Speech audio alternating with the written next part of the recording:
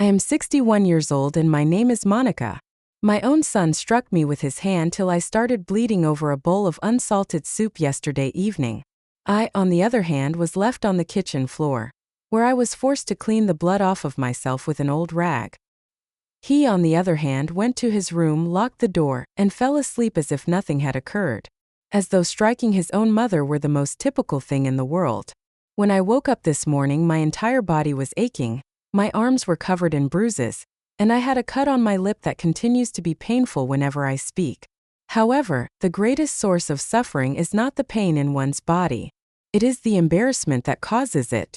It's painful to know that my own son, the one I nurtured with so much love, the one I devoted everything to, sees me as his personal maid. It's recognizing that my sole purpose in life is to serve him and remain silent. At 5 o'clock in the morning, I wake up every day of the week, unchanged from how things have previously been.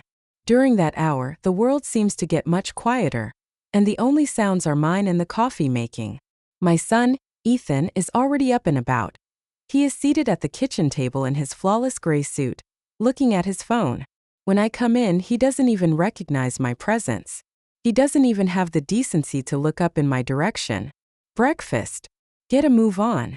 I have an important meeting," he says without even looking at her. His remarks are harsh and imperious. Feels as though I don't exist. I've become accustomed to the anguish that I feel in my chest. However, I keep it under control. I do not have the ability to have feelings. While getting his breakfast together, I move quickly about the kitchen, exactly to his preferences. Scrambled eggs topped with 3 spoonfuls of shredded cheese, served with 2 slices of toasted bread, and black coffee without any sugar. It has become a regular part of my schedule. Everything needs to be flawless. Quantitative data was collected. If I make even the smallest error, Ethan loses his temper. And when Ethan loses his temper, I'm the one who pays the repercussions. I am aware that this is not typical, but this is my life now. He is so preoccupied with his phone that he does not even look up from it when I place the food in front of him. He mutters, "Good," before taking a bite of food and continuing to ignore my presence. The sound of the lock on the front door turning and the door opening reaches my ears at that point in time. It is his wife, Savannah. She makes her entrance wearing a light green dress and high heels, which make a loud clicking noise when they strike the wooden floor. I'm not sure if it's her shoes or her attitude, but I get the sense that she's attempting to walk right through me. She approaches Ethan and plants a kiss on his cheek. Then she takes a seat at the table, and with that false smile that she only uses when Ethan is around, she turns her attention to me. With a smile on her face, she greets Mrs. Davis by saying, "Good morning," as if they were longtime companions. "How are you today?" I have a strong need to yell. I would like to relate to her the events that took place yesterday evening. I would like to express that when I woke up this morning, my arms were covered with bruises, my lip was split open, and my heart felt like it had been completely crushed. On the other hand, I do not. "I'm fine, thank you," I answer, forcing a grin. I tell myself that it is only another minor lie that I tell every day in order to preserve the quiet and to maintain the appearance of normalcy. I don't want to be a burden to them, and I don't want to make them feel uncomfortable. I want to be invisible. With an expression of adoration on her face, she regards Ethan. "Savannah, are you planning to have anything to eat for breakfast today?" I attempt to start a discussion by asking a question. Ethan throws me a warning look. His eyes sparkle with the kind of look that he uses when he wants to remind me of the position that I occupy. He smiles at him, but his smile is a thin line that is sharp, almost as if it were a threat in disguise. His look warns, "One wrong word and you will regret it." "Look, Mom, I bought you some new makeup," he interjects, his voice dripping with false tenderness. "When you fell down yesterday, it is an ideal solution for concealing up those small scratches." Small scratches, that is the way in which he characterizes what he did to me. As though it was an unintentional incident, it is as though I stumbled into his clenched fist without meaning to. I have a sinking sensation in my chest. I am aware that I ought to speak up and put up a fight. I force myself to grin again as I remove the makeup. It is a high-end brand, one of the brands that retail for more than $50. It was most likely purchased with the funds that I had been setting aside from my pension. I have never handled my own finances because Ethan has always taken care of them for me. He claims that it is for my personal benefit and that I am not yet able to manage money at my current age. However, the reality is that I have not received a single dime of my pension for more than 2 years. The sort that declare, "Honey, you are flawless," are the very ones that Savannah uses to stare at him with adoration. If only she were aware of the truth, she would never forget to look after your mother. If she only knew that her perfect husband, who is a brilliant executive that works with million-dollar accounts at his job, comes home every night to release his rage on me. Before heading out the door, Ethan whispers something in my ear after breakfast. He adjusts his tie, takes his briefcase, and heads out the door. All of this happens as Savannah is sitting down and finishing off her makeup. "Remember what we talked about last night, Mom?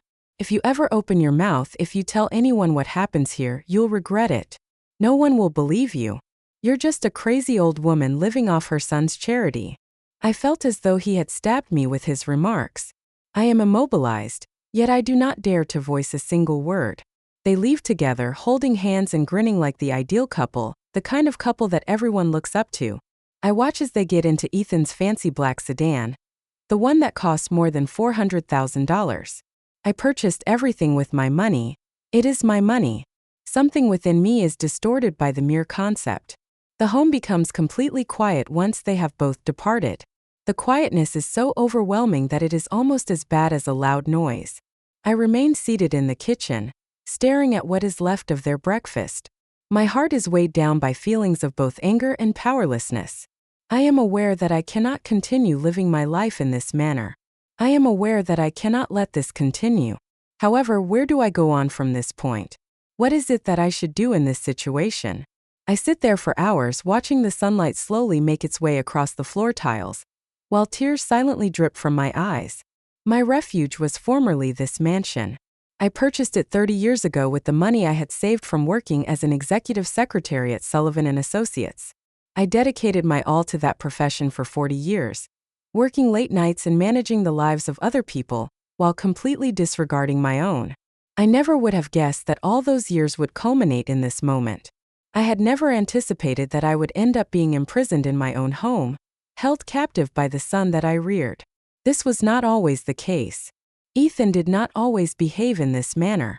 However, 3 years ago, he approached me with a suitcase in his hand and that look of despair in his eyes, and everything was changed after that moment. "Mother," he added, "for a certain amount of time I need to be here. I'm going through a difficult period following the divorce. I was evicted from my home and I don't have anywhere else to go," I said, allowing him to enter.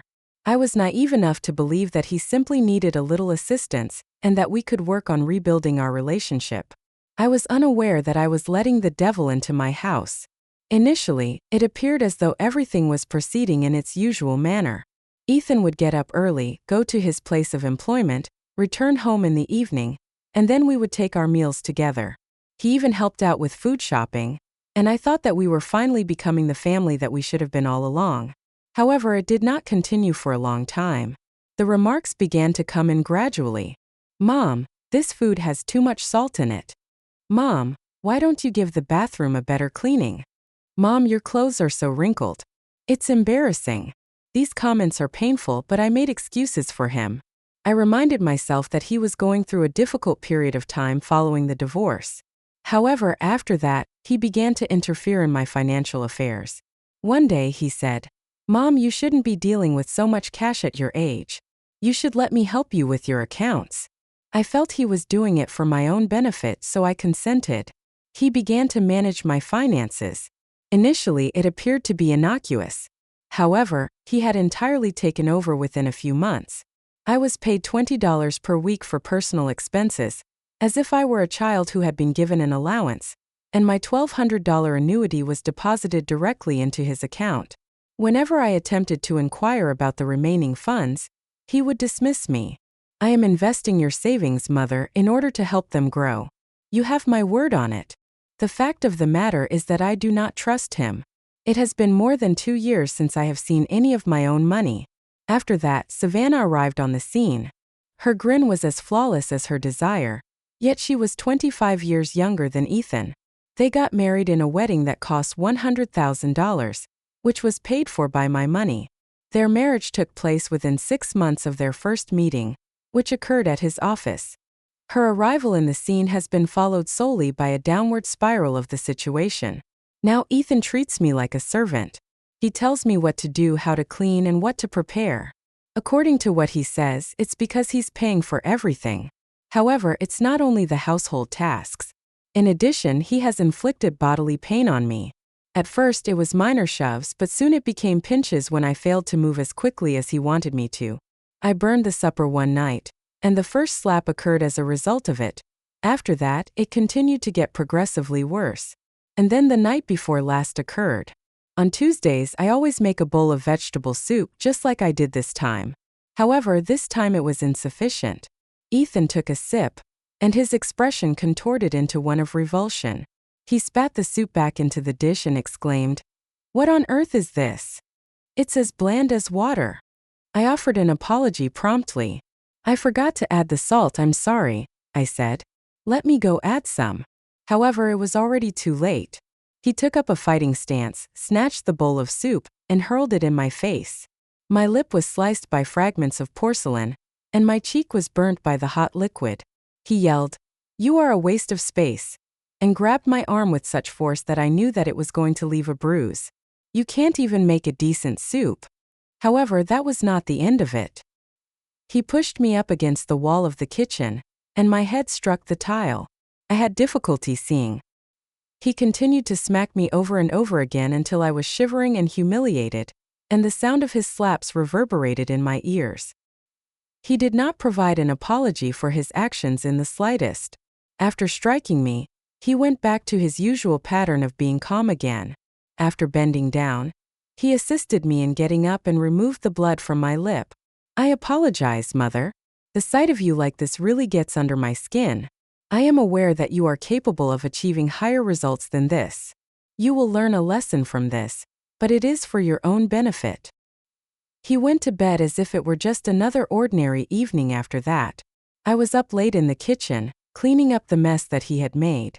The broken bowl and the soup, I felt as though I were reclaiming my dignity with each piece that I picked up. The suffering was no longer limited to merely the physical realm. It was more profound. The knowledge that the son to whom I had given everything was now my tormentor was excruciating. I was aware that I had to take action. I was aware that continuing to live this way was not a viable option. But where should I start in the first place? What is the best way for me to get out of this nightmare? The single thing that kept going through my head as I was sitting in the kitchen, staring at the empty dish, was this one thought. It is necessary for things to become different. It is necessary for things to become different. I was aware that continuing to live this way was not a viable option. I was no longer able to maintain the pretense or conceal the wounds and bruises that I had on my body as well as within myself. However, what options were available to me? Ethan exercised total control over every aspect of my existence. My finances, my residence, my life in general. I was stuck in a golden cage made up of designer clothing and costly furniture, the bars of which were invisible to the rest of the world. The truth was unknown to anyone. Nobody was aware of the extent of my pain. Not even his ideal wife, Savannah, was able to see it. She was so preoccupied with her own life and so absorbed in her environment of affluence and superficiality that she failed to perceive the fissures in the armor of her husband. I spent the remainder of that night scrubbing down the kitchen, removing the final remnants of the soup that had started it all. The soup that he had thrown at me had scorched my cheek, and my lip was still bleeding. The discomfort was insignificant in comparison to the sense of shame that it caused. I had spent hours scrubbing the floors in an attempt to remove the physical evidence of the incident, but I was well aware that such a thing was impossible. The recollections were embedded in my bones and engraved deeply in my skin. I carried out the same routine that I always do first thing in the morning. I woke up around 5 o'clock in the morning, and there was Ethan sitting at the kitchen table, going through his phone as if nothing out of the ordinary had happened. As I stepped in, he kept his eyes fixed on the screen, and for a brief time, I thought that perhaps he hadn't even noticed the bruises. It is possible that he did not care enough to take a look. "Good morning, Mom," he began, and his voice had a nonchalant tone as though he were addressing someone he did not know. Without looking up, he uttered those words. I did not respond. I did not have the necessary strength. I began to prepare his breakfast in a methodical manner. Toast, scrambled eggs with shredded cheese, black coffee. It was as if my thoughts had already abandoned me, and I went around like a robot, just doing what he wanted, keeping my head down, and not thinking about the rage that was building up inside me was far easier than any other approach. I had discovered that the only way to stay alive was to remain silent. A few minutes after that, Savannah made her entrance, her face still wearing the same phony smile as before. Her smile was met with one of my own, albeit a somewhat awkward one. It almost felt like a grimace. I kept my mouth shut about it. There was no necessity for me to do so. It was of no concern to her. It never mattered to her in the past. She never looked behind the facade, past the flawless image of a family that she wanted to maintain in its current state. We all took our places at the table in silence after I served everyone their meal. Savannah was too preoccupied with her phone, and Ethan was too engrossed in reviewing his emails to notice that something was off. There was a significant amount of tension between the two of us. It was so intense that it felt as if it could be sliced with a knife. No one recognized the bruises on my arms, or the huge cut on my lip, or the pressure in my chest. It felt as though each one of us was performing a role in some sort of bizarre charade. After finishing his meal, Ethan picked up his briefcase and then rose from the table to head out. "Mom, do you remember what we discussed last night?" He spoke in a hushed voice, just low enough for me to be able to hear him. "You will come to regret it if you ever open your mouth again and reveal to anyone what happens here. There is no one who will believe you. You are nothing more than a senile old woman who has no idea what she is talking about." Despite the fact that his remarks were painful, they were not novel. They served as a stark reminder of the person that he had become, as well as the role that I played in his life at this moment. All I was a servant, a punching bag. I am a ghost in my own residence. They got into the elegant black car together, holding hands and smiling like the ideal pair. I stood at the window and watched until he departed. The irony of the situation really cut to the chase. They were without a single imperfection and were completely perfect in the eyes of the general public, but I was living in misery behind closed doors. And yet, I was unable to depart. Where would I head? I was unable to run. I was unable to put up a fight. I was not able to inform anyone about what was taking place. No one would believe a word of this. Anyone who heard me say it would assume I had lost my sanity and was dreaming things. There was nothing else for me to hold on to. There is nobody else to turn to. I was totally by myself without anyone else around. It was the most difficult to put up with such line of thinking. The solitude, the seclusion. I had taken care of Ethan. After I had given up so much for him, this is how he returned the favor. I can convert you into nothing at all. However, I underwent an internal change early that morning. The anger that had been simmering just below the surface for such a long time could no longer be held back. I felt a glimmer of something that was not fear for the first time in years. It was like a dam bursting, a flicker of resistance. I found this way of living to be completely intolerable. I was not going to allow him emerge victorious. I decided that I was not going to allow him to continue having control over me. I was not aware of what course of action I would take, but I was certain that I needed to do something. Any object or thing. I found myself unable to remain seated as the day progressed, so I started to pace back and forth around the home. Once a symbol of the life I had made with my own hands and the success that I had achieved, the house now felt like a prison to me. I felt as though I was unable to inhale or exhale because the walls were closing in on me. I had given some consideration to the night prior, particularly the manner in which Ethan had treated me and the way he had thrown that soup in my face. The memory caused my stomach to turn. However, I became enraged as a result of it too, angry in a manner that I had not experienced in years. I had been apologizing for such a long time, and I had been working so hard to maintain harmony and to make him happy. However, it was never sufficient. He was never satisfied no matter what was done for him. Despite this, I continued to put in effort toward achieving my goal. I had no other choice but to continue performing the role of the ideal mother, housekeeper, and servant. This is because I would be faced with consequences that I cannot even begin to imagine if I were to stray from the path even once. I did not know how much more time I could continue to persevere. I could maintain the pretense that nothing was wrong for only a limited amount of time. I don't know how much more time I have before I am no longer able to force a smile despite the anguish I am in. However, I came to an abrupt halt while I was walking through the home because I spotted something. Those huge, naive eyes of his were gazing up at me with a childlike smile in the photograph that I was looking at. He was my kid, my little boy. The son who I had reared with an abundance of affection and made so many sacrifices for. What sequence of events had led us to this point? How could this child, who was so sweet and loving, have developed into the monster who threw soup in my face and beat me till I was bleeding? I took a minute to feel the weight of everything that had occurred. The years of poor treatment, the falsehoods, the manipulation, both physical and psychological forms of abuse after a long period of time. I finally felt something that was different from what I had been feeling up to that point. A feeling of lucidity. There was no way that I could continue living this way. It was my responsibility to assume command. I needed to overcome my fear. I was not going to let Ethan emerge victorious. I was not going to allow him to destroy me or everything that I had worked so hard to achieve and to build. But how is it possible? How can you fight against someone who dominates every aspect of your life? An individual who has exercised such complete control over you that you are no longer able to identify yourself? I did not know how to respond. I was aware, however, that I needed to begin someplace. I was forced to find a way out. I reflected on the years of silence and the years of agony that I had experienced while sitting in the empty house that evening. I knew one thing with absolute certainty. I could not allow this situation to persist any longer. I felt that this situation had gone on for long enough. The idea replayed in my thoughts over and over again, and each time it came up it was louder than any of the threats that Ethan had made against me or any of the nasty words that he had said. That evening, I found myself sitting in the deserted house, my thoughts swirling about with a single goal in mind: to escape his control. He had everything: my money, my home, and worst of all, my quiet. However, I was now aware that I needed to begin someplace, so that's what I did. Even if it involved entering into a situation in which there was a possibility of danger.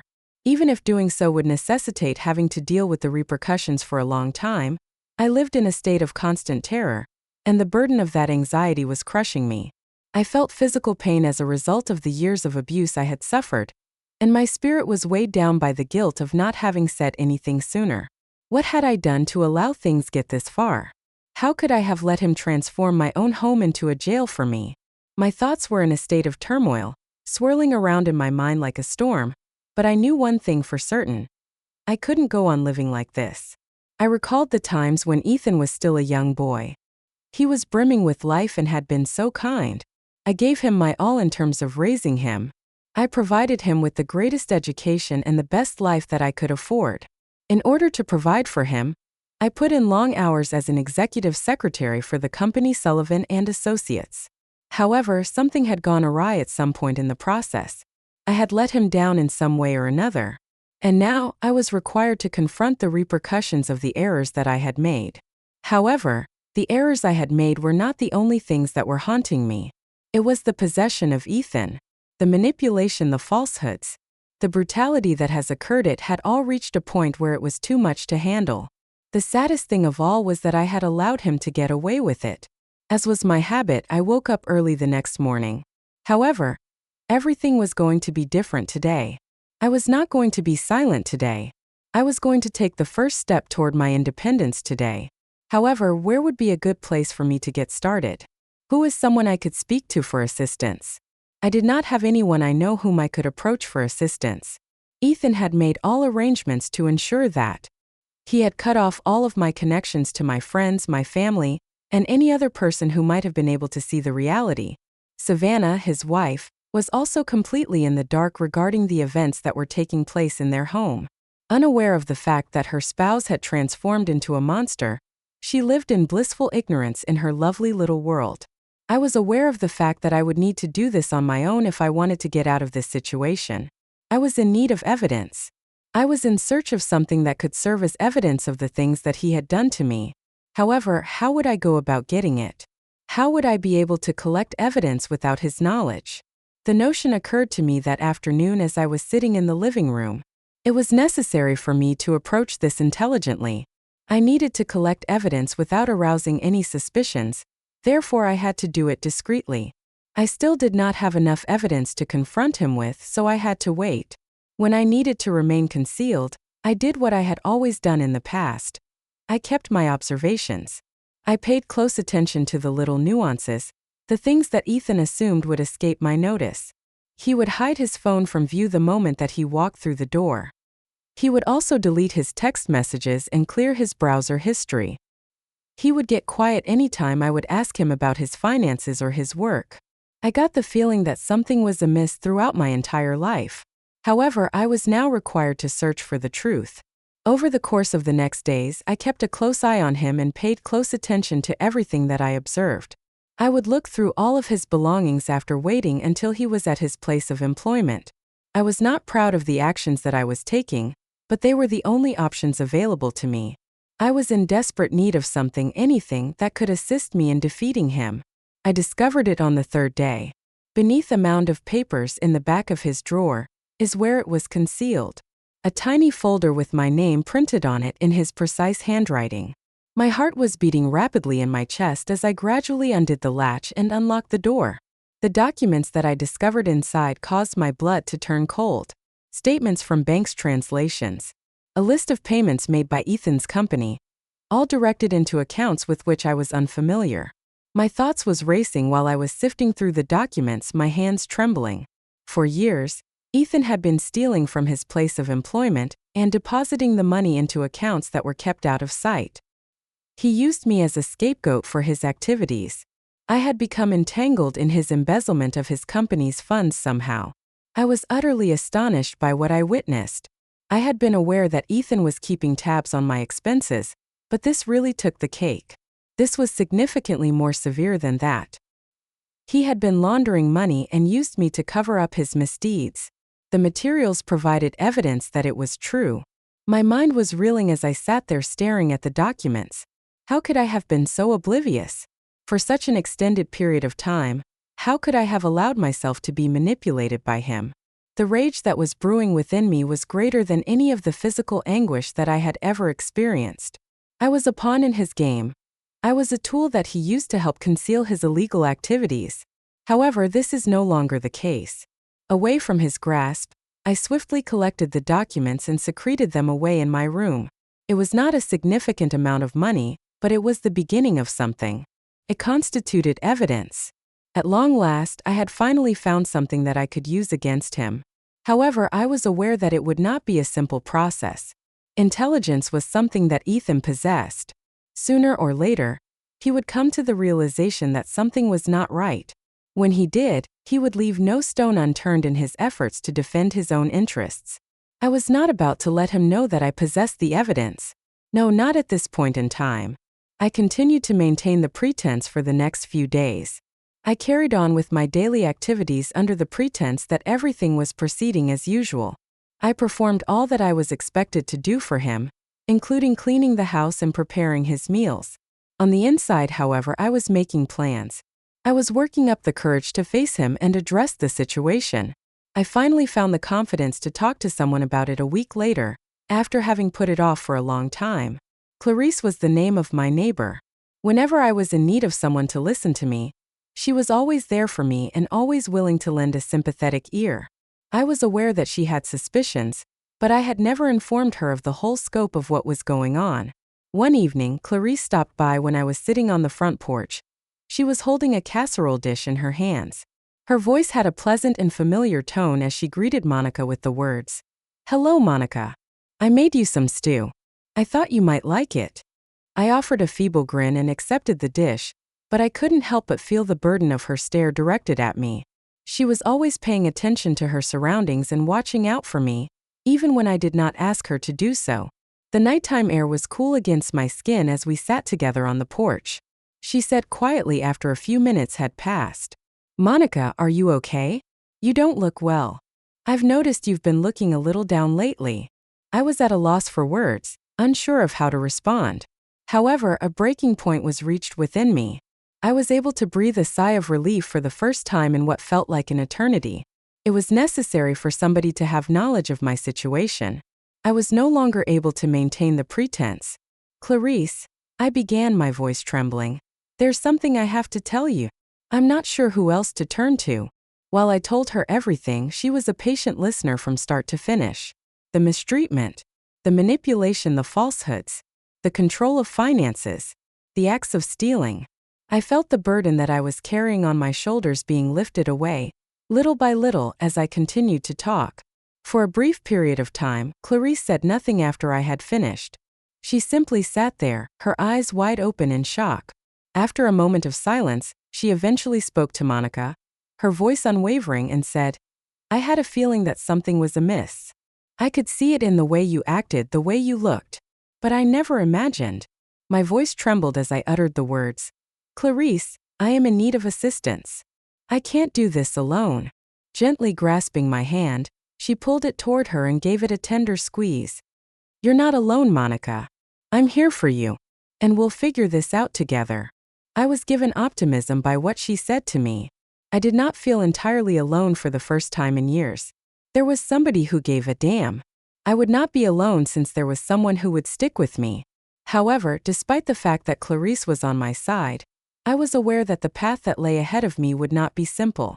Ethan was not going to give up without putting up a fight. He would use every method at his disposal to quiet me and to destroy me. However, I was prepared at this point in time. I was in possession of the evidence. I was in possession of the truth. For the first time in a long time, I felt optimistic. I was in possession of the evidence. I was in possession of the truth. For the first time in a long time, I felt optimistic. My mind was overwhelmed by the sheer amount of things that I had to do. And the following days were a complete haze of activity. I felt that I could no longer remain idle. I was not going to allow Ethan to continue controlling and manipulating me, and to get away with everything he had done. After living in a state of terror for an extended period of time, I was finally ready to make him face the repercussions of his actions. I was able to muster the nerve to continue on with Clarice's support and presence by my side. Throughout this period of my life, she was my rock of strength, providing her support whenever I needed it the most. She even drove me all the way to the police station so that I could submit a report. My hands shook as I held on to the proof. Each step I took seemed as if I were walking on ground that was brittle and unstable, with a fear that at any second everything could fall apart. The police officer who took my statement was friendly, but I could see that he meant business. "This is a grave situation, Mrs. Davis," he stated, examining the documents that I had provided. "Your son has been siphoning money from his company for years. We'll need to investigate further, but this is a solid case." I felt a gleam of relief for the first time at that moment. For years, I lived with the lie that no one would believe me. However, there was evidence present at that moment. Genuine evidence that cannot be disputed in the slightest. The inquiry lasted for several weeks. Ethan carried on with his life during that period of time as though nothing had happened at all.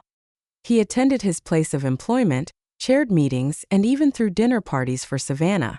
He was completely unaware that everything was falling apart around him, and that his life was on the verge of complete collapse. The period of tranquility that exists prior to a significant and disruptive event, I went on with my regular routine, but the burden of being aware that I was under surveillance and that the walls were closing in on him served as a continual reminder of how far I had come. There were still times when terror was experienced at that point in time. I would be awakened in the middle of the night by dreams of the threats that Ethan had made. I would lie there, paralyzed with fear, thinking what would happen if he found out about my plans. I was able to move through those moments with the aid of Clarice. We would stay up late into the night, discussing and making plans and strategies. I was at long last assuming responsibility for my own future. I was beginning to believe that I actually had a chance of winning, a feeling I had not experienced in years. One afternoon, I was sitting in the living room when Brenda, the lawyer who had assisted me with everything, called me. "Monica," she continued with a voice that was calm but urgent, "we need you to testify. The police have gathered enough evidence to press charges, but your testimony will be crucial in court. Ethan is going to try to deny everything, but we need you to stand strong." I could sense the blood flooding to my head. Be a witness. Collecting the evidence had been one challenge, but now I had to testify against Ethan in court. I was required to stand in front of a judge and a room full of strangers and relate everything to them. All of the things that he had done to me, each and every slap, each and every bruise, each and every degradation, I'm prepared. I declared, my voice betraying none of the nerves that I was feeling within. I can do this. I have to do this. For a little period of time, Brenda remained silent. Then she concluded by saying, "Good. We're going to make sure you're protected. Ethan won't get away with this." In preparation for the trial, I spent the next few days getting ready.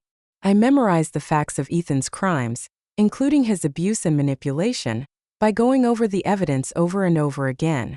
I was aware that I could not miss a single item. I finally had the opportunity to put an end to the horror once and for all. I did not anticipate how quickly the day of the trial would approach. I was overcome with nausea and woke up early in the morning. As I got ready, I felt my hands trembling. I put on the same gray dress that I had worn to my job interviews some years prior. It seems like a lifetime ago, a time when I had a purpose and when I was in charge of my own life. Her face was completely covered in worry when Clarice showed up to give me a ride.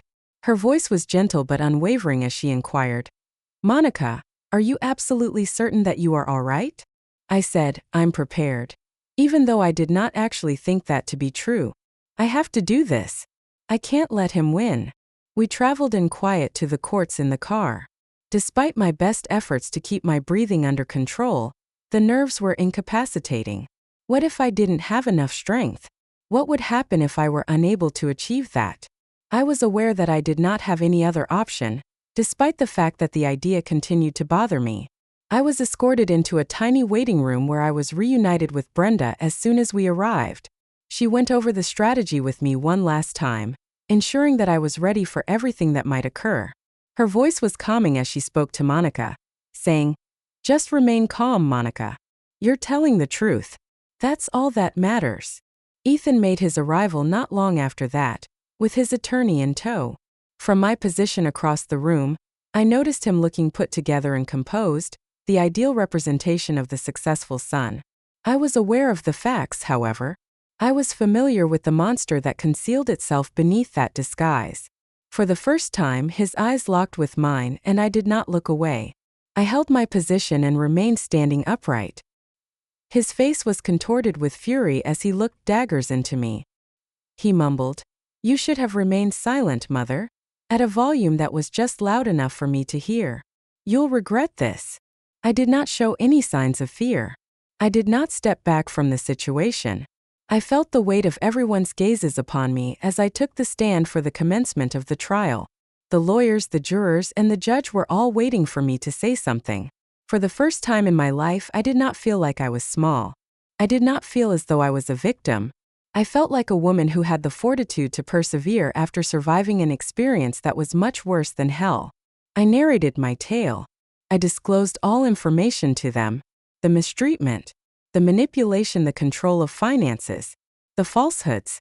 I informed them of the money that had been stolen, the documents that I had come into possession of, and the manner in which Ethan had used me as a patsy in order to cover up his criminal activities. I informed them about the dread, the humiliation, and the years that I spent living under his tyranny. After I had finished, the courtroom lapsed into a state of stillness, the type of silence that saturates the atmosphere, dense and oppressive. Naturally, Ethan's attorney made every effort to cast doubt on my credibility. He referred to me as crazy, senile, and a woman who had lost her grip on reality. However, I did not allow him to do that. I maintained my stance, aware that the truth was on my side. As the trial progressed, it became increasingly apparent that the intricate network of falsehoods spun by Ethan was beginning to come apart at the seams. The recordings that Clarice had made were played in court, and it was then that the moment of truth arrived. The threats made by Ethan, his manipulations, his cruelness, all they had to do was listen, and they would be able to hear everything. The tapes played while the jury sat in startled silence, waiting to see what would happen next. It was something that could no longer be swept under the rug. A few days later, the decision was communicated to them. Every piece of evidence against Ethan was proven to be true by the court. Abuse that occurs within the home, fraud in the financial sector, the act of stealing his life was completely ruined. For the first time in a number of years, I was able to take a deep breath. However, I was aware that the fight was not yet over even as I exited that courthouse, and the burden that had weighed me down for such a long time had finally been lifted.